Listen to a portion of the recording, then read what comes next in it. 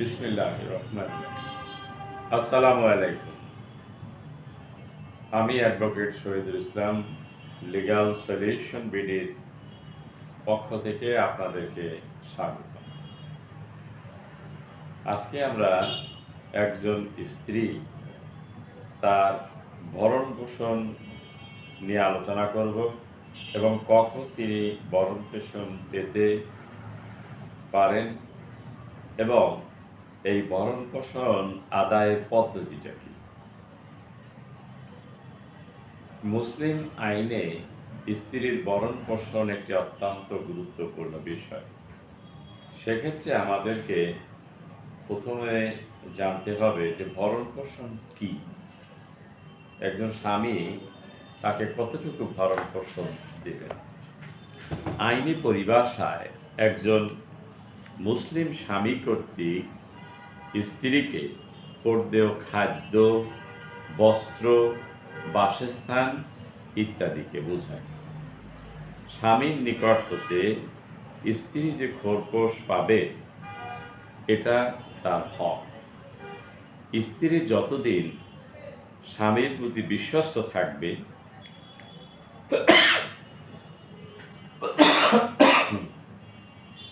এবং যুক্তিসঙ্গত নির্দেশসমূহ পালন করবে ততদিন স্ত্রী ভরণ পোষণ এর দায়িত্ব স্বামীর উপরে বর্তাবে এবং স্বামী তার ভরণ পোষণ প্রদানে বাধ্য। এটা এমন এক দায়িত্ব যে স্বামী এই দায়িত্ব থেকে কখনো কোনো অবস্থাতেই পরিত্রাণ পান না। স্বামী যতই গরিব হোক না কেন তাকে তার স্ত্রীকে এই অধিকার থেকে বঞ্চিত করতে পারেন না। কেননা স্ত্রী হচ্ছে মূল এবং তার সন্তানরা হচ্ছে শাখা প্রশাখা। এই স্বামী স্ত্রীর মাধ্যমে একটি পরিবারের সূচনা হয়। কিন্তু স্ত্রী যদি স্বামীর সহিত যৌন সংগম করতে অস্বীকার করে কিংবা আর কোনো ধরনের স্বামীর অবাধ্য হলে সেই ক্ষেত্রে স্ত্রীকে ভরণ পোষণ দিতে স্বামী বাধ্য নয়। মুসলিম পারিবারিক অর্ডিন্যান্স 1961 এর 9 ধারা অনুসারে স্বামী স্ত্রীকে ভরণ পোষণ করতে বাধ্য। একাধিক স্ত্রী থাকলে সমতা তথা ন্যায়পরায়ণতার ভিত্তিতে তাহাদেরকে ভরণ পোষণ করতে হবে। এই ভরণ পোষণ এর যে খরচ, এটা স্ত্রী ভূমি রাজস্ব যেভাবে আদায় হয় সেভাবে স্ত্রী তাহার খোরপোশ আদালতের মাধ্যমে আদায় করতে পারে। একজন স্বামী কখন এই খোরপোশ প্রদানে বাধ্যতামূলক, তাকে প্রদান করতেই হবে। মুসলিম আইন অনুসারে এখানে 5টা শর্তে বলা হয়েছে, এগুলোতে স্বামী অবশ্যই তার স্ত্রীকে ভরণ পোষণ প্রদান করবে। প্রথমত, যদি বিবাহটি বৈধ এবং সহি হয়ে থাকে, অর্থাৎ বিবাহটা বৈধ বিবাহ হতে হবে। বৈধ বিবাহ হলে একজন স্ত্রী তার স্বামীর কাছে এই খোরপোশ পাবে। দ্বিতীয়ত, যে ক্ষেত্রে স্ত্রী নিজেকে স্বামীর অধীনস্থ বলে মনে করে সেক্ষেত্রেও স্বামী তাকে খোরপোশ প্রদানে বাধ্য। তৃতীয়ত, একজন স্ত্রী তাহার পিত্রালয়ে অবস্থান করে কিন্তু স্বামী তাহাকে নিজ বাড়িতে আমন্ত্রণ জানায় না কিংবা কোনো বৈধ কারণ ছাড়াই তাহাকে নিজের বাড়িতে আসতে নিষেধ করে, এই অবস্থায় একজন স্ত্রী তার ভরণ পোষণ পেতে হকদার। চতুর্থ, কোনো স্বামী যদি তার স্ত্রীর যে তলবি মোহরানা পরিশোধ না করেন বা অন্য কোনো বিধিবদ্ধ কারণে স্বামী স্ত্রী এবং স্বামী গৃহে আসতে অস্বীকার করে এবং দৈহিক সম্পর্ক হোক বা না হোক সেই ক্ষেত্রে স্বামী তার খোরপোশ দিতে বাধ্য থাকে।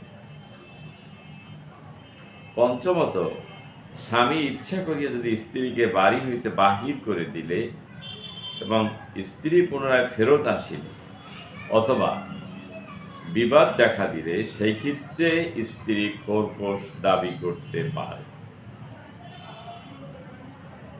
তাহলে কোন কোন ক্ষেত্রে একজন স্ত্রী স্বামীর নিকটে খোরপোশ মানে ভরণ পোষণ পাবেন সেটা জানলাম, এবং কখন পাবেন না সেটা একটু আমাদের জানা দরকার।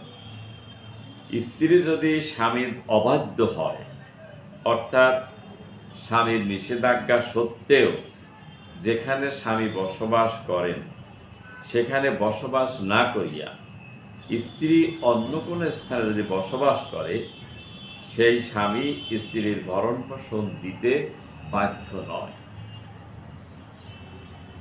স্ত্রী যদি হজের উদ্দেশ্যে মক্কা মদিনায় গমন করেন, তবে সেই ক্ষেত্রে স্বামীর যদি কোনো অনুমতি না থাকে, অর্থাৎ স্বামী অবাধ্য হয়ে যদি হজ পালন করতে ভিন্ন দেশে গমন করে, সেই অবস্থায় স্বামী ওই স্ত্রীর ভরণ পোষণ দিতে বাধ্য নয়। তবে হজটি যদি ফরজ হয়ে থাকে স্ত্রীর জন্যে, তাহলে এই স্ত্রীকে ভরণ পোষণ থেকে বঞ্চিত করা যাবে না। এই ভরণ পোষণ আদায়ের পদ্ধতিটা কি? স্বামী ন্যায়সঙ্গত কারণ ব্যতীত স্ত্রীকে ভরণ পোষণ না করেন, তাহলে স্ত্রী স্বামীর বিরুদ্ধে ইহা আদায়ের জন্য আদালতের দ্বারস্থ হতে পারেন। কিন্তু যদি বিশেষভাবে শর্ত না থাকে, তাহা হইলে অতীতকালের ভরণ পোষণ দাবি সে করতে পারবে না। তবে ইমাম শাফির মতানুসারীদের শর্ত না থাকলেও স্ত্রী অতীতকালের ভরণ পোষণ দাবি করতে পারবে, এবং এই ভরণ পোষণ দাবির জন্য আমরা আগেই বলেছি যে মুসলিম পারিবারিক অধ্যাদেশ 1961 সালের 9 ধারা বিধান মোতাবেক এবং 1985 সালের পারিবারিক আদালত আইনে মোতাবেক সে এই খোরপোশ এবং জন্য মোকদ্দমা দায়ের করতে পারে, এবং আদালত উভয় পক্ষকে শুনে সেখানে রায় প্রদান করতে পারে, এবং স্বামী সেক্ষেত্রে খোরপোশ দিতে বাধ্য।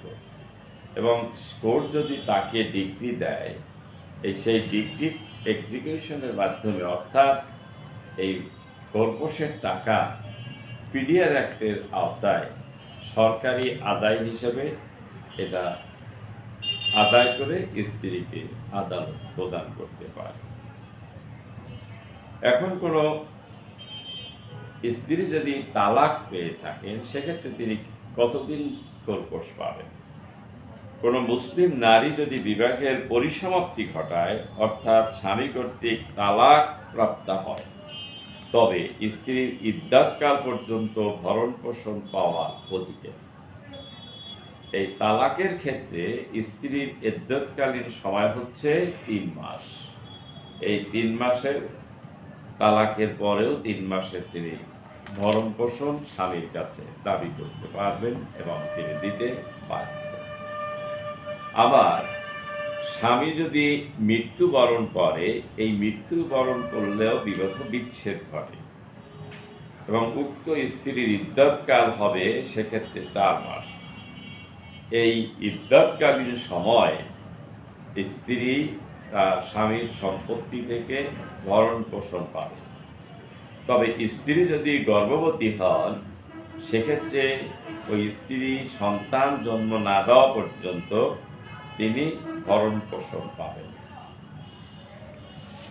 এখন এই ভরণ পোষণের আরো কতগুলো বিষয় আছে, সেখানে আমরা বলতে চাই, যদি ইতিমধ্যে তাদের কোনো চুক্তি হয়ে থাকে, তবে যে কোনো চুক্তি হোক না কেন, সেই চুক্তি একটা অবৈধ চুক্তি হবে, কারণ এটা আইন সমর্থিত নয়। কারণ স্ত্রী তার স্বামীর কাছে ভরণ পোষণ পাবে, এটাই হইল আইনের বিধান।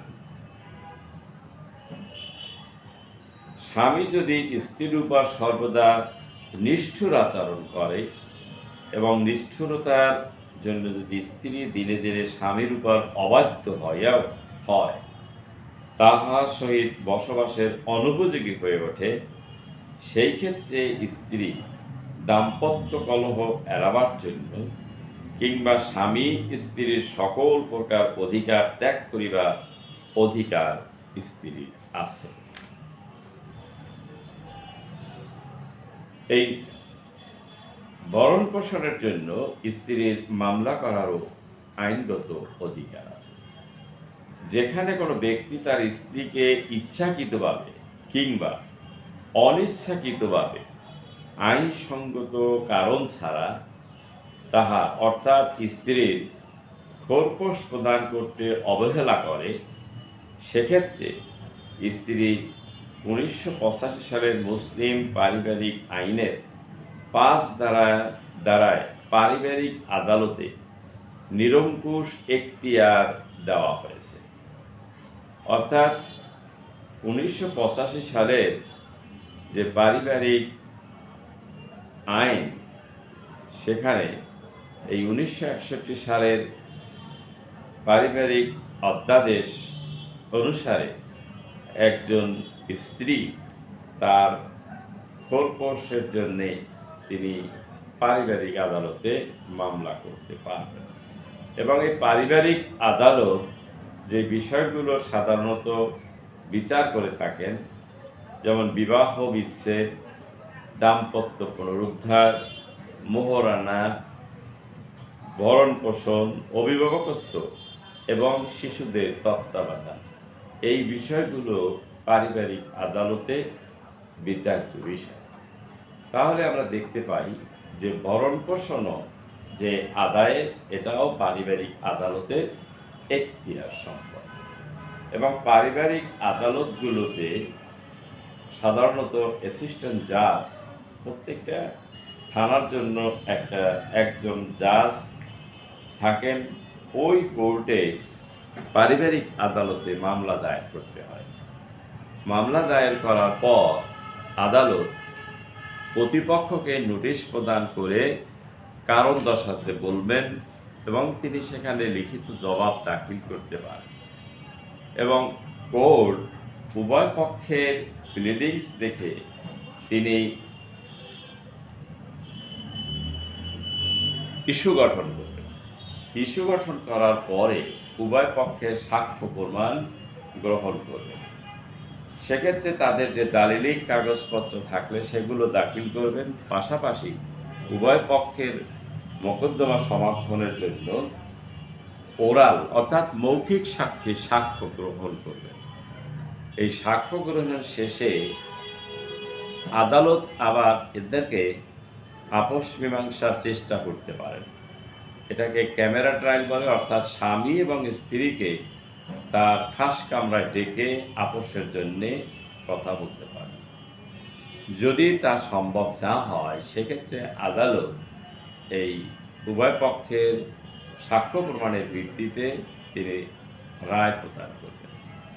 এই রায় প্রদানের পর যদি স্বামী সেই মোহরানার টাকা দিতে অস্বীকৃতি জানায়, তাহলে স্ত্রী এক্সিকিউশন মোকদ্দমা দায়ের করে ওই স্বামীর যদি কোনো সম্পত্তি থাকে সেগুলো নিলামে তুলে এই মোহরানার টাকা আদায় করতে পারে। আমরা আজকে এই খোরপোশের এবং মোহরানার বিষয়টা আরেকদিন আলোচনা করব। খোরপোশ সম্পর্কে একটা মোটামুটি আপনাদের ধারণা দিলাম যে খোরপোশটা কি। একজন স্ত্রী তার স্বামীর কাছ থেকে কি কি জিনিস পেতে পারে, অর্থাৎ একজন মানুষের বাঁচার জন্য যে মৌলিক জিনিসগুলো, এই মৌলিক জিনিসের মধ্যে অন্ন, বস্ত্র, বাসস্থান এবং চিকিৎসা। কিন্তু পাশাপাশি বিভিন্ন আইনে আসছে যে তার একজন মহিলার প্রসাধন ও প্রয়োজন। তার মানসিক প্রশান্তি দরকার এবং স্বামীর সাথে তার দাম্পত্য জীবনযাপন করার অধিকারও এই ভরণ পোষণের মধ্যে পড়ে। শুধু স্ত্রীকে শুধু খাবার আর অন্ন বস্ত্র আর বাসস্থান দিলেই চলবে না, স্বামীর সাথে তাকে দাম্পত্য সত্য পালন করার ও অধিকার দিতে হবে। এই বিষয়গুলো আমাদের সবারই কম বেশি জেনে রাখা দরকার, কারণ আমরা এই সমাজে প্রত্যেকটা মানুষই কেউ হয়তো স্বামী, কেউ অথবা স্ত্রী, বা কারো আমাদের কন্যা বা ছেলেকে যখন বিয়ে দেব তখন আমাদের জানা উচিত যে সেখানে একজন স্ত্রীর কি কি অধিকার থাকে তার স্বামীর কাছে। স্বামীর প্রথম দায়িত্ব হচ্ছে তার স্ত্রীকে ভরণ পোষণ করা। এটা হলো যেমন আইনগত এবং ধর্মীয় দায়িত্ব। এই দায়িত্ব থেকে একজন স্বামী কখনো পরিত্রাণ পেতে পারেন না। হ্যাঁ,